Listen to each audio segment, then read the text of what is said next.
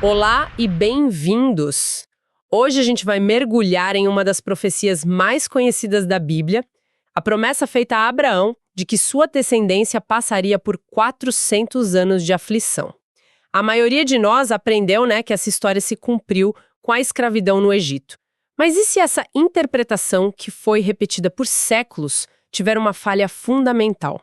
O material que a gente analisou hoje propõe exatamente isso, uma releitura que nos convida a seguir as pistas dentro do próprio texto. E olha, essas pistas nos levam para um lugar muito diferente e muito mais próximo da nossa história. Exato. A questão central que as fontes nos colocam não é duvidar da profecia, mas sim perguntar para quem ela foi realmente escrita. E se, o endereço de entrega dessa mensagem esteve errado por todo esse tempo. A proposta aqui não é uma questão de fé, mas de investigação. A gente vai usar a própria lógica interna das escrituras, os números, as descrições, para testar a teoria tradicional do Egito. E o que a gente encontra é que ela não se sustenta. Certo. Então, para investigar um possível erro, a gente precisa voltar para a cena do crime, por assim dizer. O ponto de partida de tudo é o pacto com Abraão, lá em Gênesis, e pelo que eu entendi das fontes, não é uma promessa simples, é um acordo com várias camadas, certo? Exatamente, é um pacto triplo. Primeiro, a promessa da semente, da descendência, que seria incontável como as estrelas. Segundo, a promessa da terra, a posse de Canaã como herança.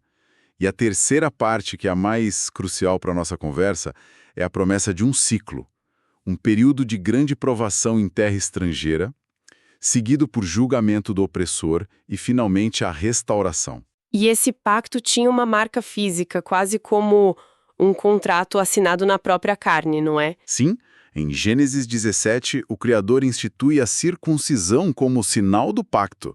Era a marca visível, que conectaria cada geração àquela promessa original. Mas o coração da profecia que estamos analisando está um pouco antes, em Gênesis 15. A passagem diz: "Sabe com certeza que a tua semente será peregrina em terra alheia, e a servirão e a oprimirão por 400 anos.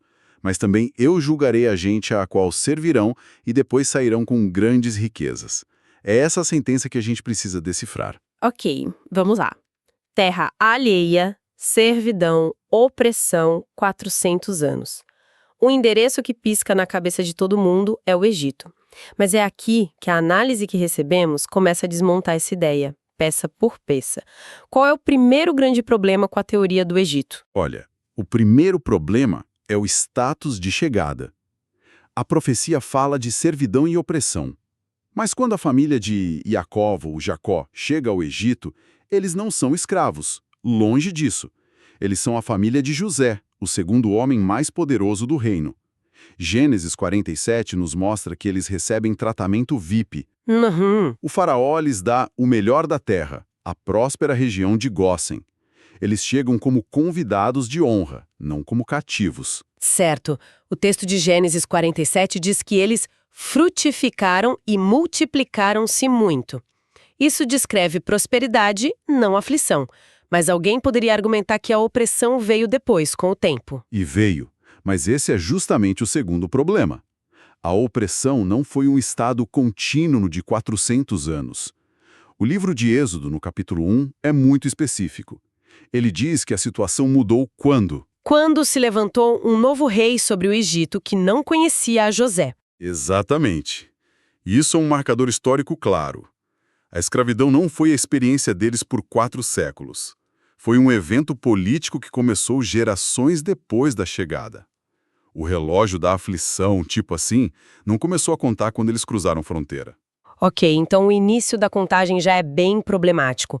Mas a fonte que a gente analisou aponta para um problema ainda maior, quase irrefutável: a matemática. Você mencionou que a gente ia usar a aritmética bíblica. O que isso significa? A aritmética bíblica, no contexto da nossa fonte, não é nenhum misticismo, não. É simplesmente usar os números, as idades, as cronologias que o próprio texto fornece, para ver se a história faz sentido. E quando a gente faz isso com o período do Egito, a conta não fecha, de jeito nenhum. Como assim? O texto nos dá dados concretos. Êxodo 7.7, nos diz que Arão tinha 83 anos e Moisés 80 quando foram falar com o faraó.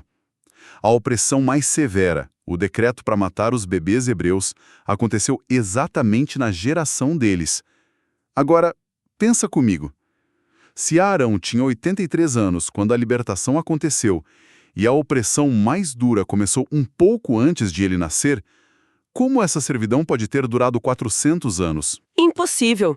Se a opressão começou na geração dele, o período total de servidão dura teria sido o quê? Uns 100, talvez 120 anos no máximo. Exatamente, sendo muito generoso.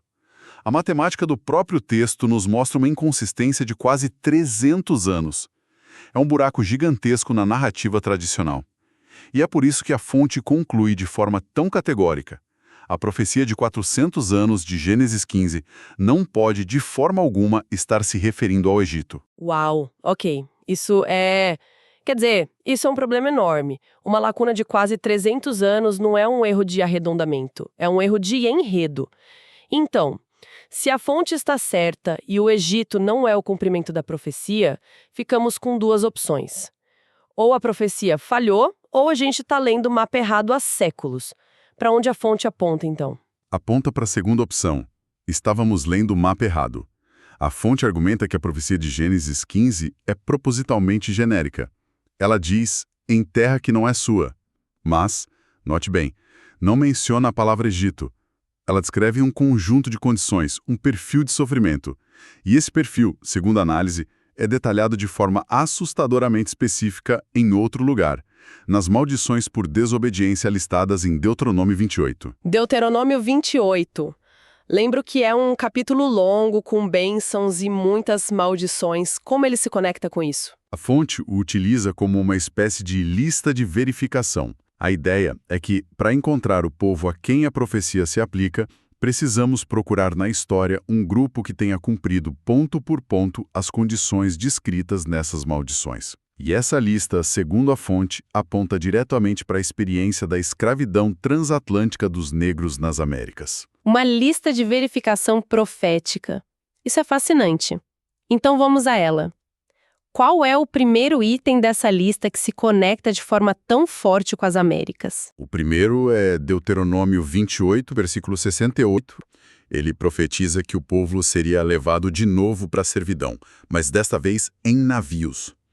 Para um hebreu da antiguidade que saiu do Egito a pé, essa imagem seria estranha, sabe? Quase sem sentido. Mas para a história da diáspora africana, a imagem do navio negreiro, a travessia do Atlântico, não é só um detalhe, é o marco zero da tragédia deles. Nenhum outro cativeiro na história desse povo é definido por navios dessa forma. Certo, o detalhe dos navios é muito específico. Qual o próximo ponto? É a natureza da servidão, descrita no versículo 48. O texto diz que eles serviriam a seus inimigos com fome, e com sede, e com nudez, e com falta de tudo, e então adiciona uma imagem brutalmente específica. E ele porá sobre o teu pescoço um jugo de ferro, até que te tenha destruído. Um jugo de ferro. A interpretação tradicional talvez veja isso como uma metáfora, né? Mas a fonte aqui parece discordar. Totalmente. A fonte argumenta que isso não é só uma metáfora. É uma descrição literal das ferramentas de tortura, de controle, de humilhação usadas nas plantações das Américas. As correntes, os grilhões, as máscaras de ferro, a imagem do jugo de ferro não é poética, é a realidade histórica mais visceral daquele cativeiro. A conexão é física, não apenas figurativa. E essa lista continua, certo? Com pontos que, segundo a análise, não se aplicam bem ao Egito, mas se encaixam perfeitamente na escravidão moderna. Sim, e um dos mais fortes é a perda total de identidade. No Egito, os hebreus mantiveram suas tribos, suas genealogias, seus nomes, sua língua. Saíram de lá como uma nação coesa. Agora compara isso com a experiência nas Américas. O processo foi de apagamento sistemático.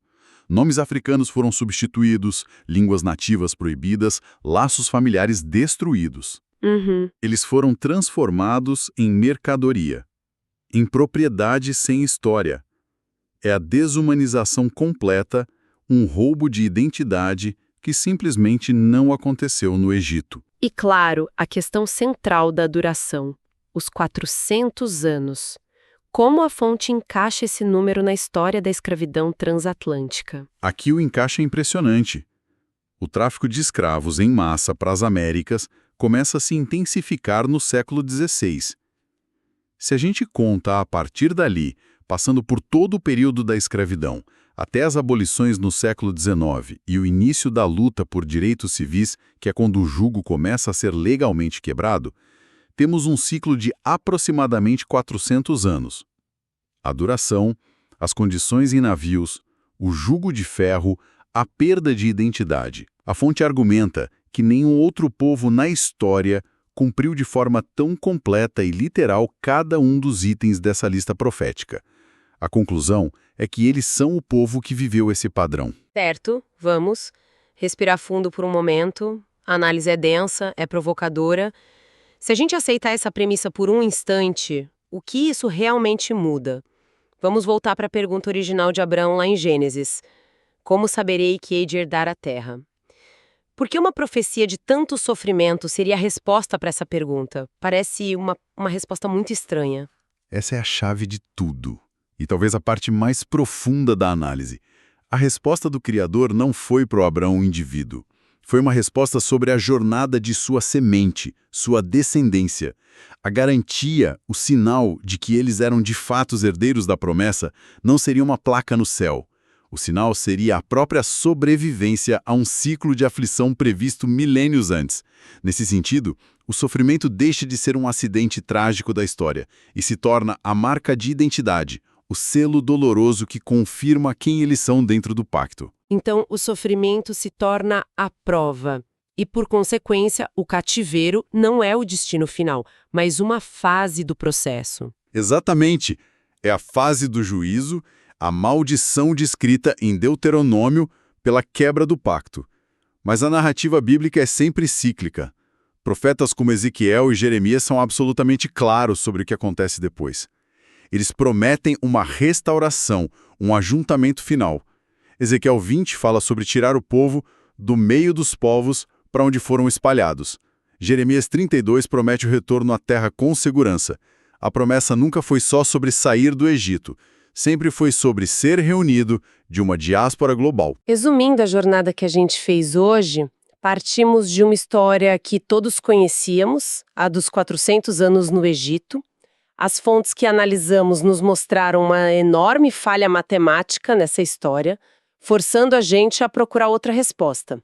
Seguindo as pistas do próprio texto, a análise nos levou a uma interpretação radicalmente diferente, a de que a profecia se cumpriu na história moderna através da experiência do povo negro nas Américas, que, sob essa ótica, são identificados como os hebreus israelitas da profecia. E isso nos deixa como a reflexão final, um pensamento para levar conosco. A fonte argumenta que a identidade do verdadeiro Israel não é definida por autodeclaração, por reconhecimento de outras nações ou por geografia. É definida por quem viveu o roteiro profético na sua totalidade. O pacto, a dispersão sobre as maldições e a espera pela restauração. E o pensamento para ponderar é este: se a profecia da aflição, a parte mais dolorosa e detalhada do pacto, foi cumprida com uma precisão tão assustadora, que nível de certeza isso nos dá sobre a promessa de restauração que vem logo em seguida? Ele renova as tuas forças, como a águia a voar, te leva acima da prova, faz você triunfar, voa nas alturas, nas asas da fé, o Senhor te sustenta, jamais te deixará. Confia e espera, não vai desistir. O Senhor, Deus de Israel, é quem cuida de ti. O Senhor cuida de ti. O Senhor cuida de ti.